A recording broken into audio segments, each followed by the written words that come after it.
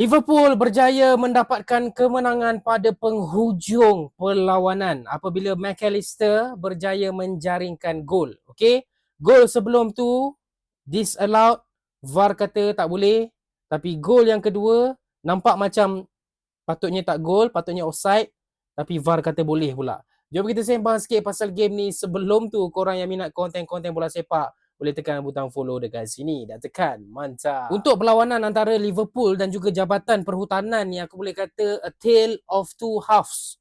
Ataupun orang Melayu kata apa, first half macam bangang, second half baru betul sikit. Liverpool first half barai, chemistry tak ada, passing melalut.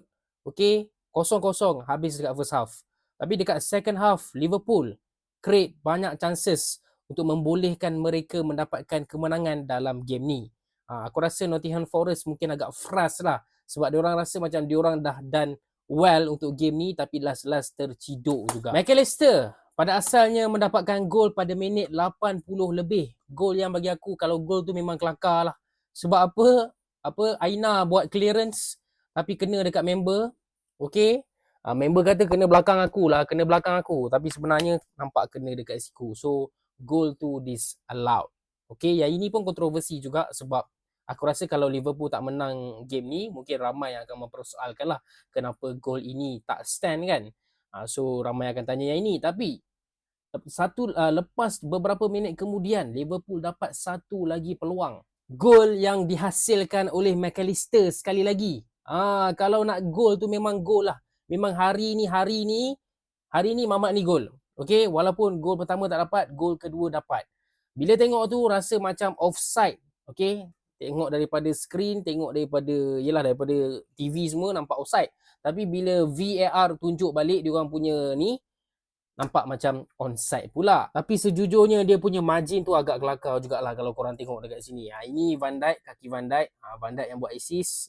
Yang ini pula defender. Kau tengoklah beza kaki dia macam mana. Beza satu buku lali je, Mat. Satu buku lali je. Kalau Mamat ni tarik sikit kaki dia ke belakang, gol ni tak stand. Tapi disebabkan satu buku lali tu, maka Liverpool mendapat 3 points untuk game lawan dengan Nottingham Forest ni. So dengan kemenangan ini, sekarang Liverpool sudah pun sama points dengan Chelsea dan juga MU. MU tak main lagi MU main esok kan. Sekejap aku tengok sikit EPL table. Kok budak-budak Liverpool ni dah potong kan. Oh belum lagi. Okay, goal difference. Disebabkan goal difference, Liverpool masih lagi stay nombor 6, tapi kesemuanya mengutip points yang sama. Kesemua tiga adik-beradik ni 45 poin, 45, 45. Tapi MU ada one game in hand. Alright, itu saja guys. Sedikit review daripada aku, dan macam biasa, yang nak support Wibro, tekan butang follow.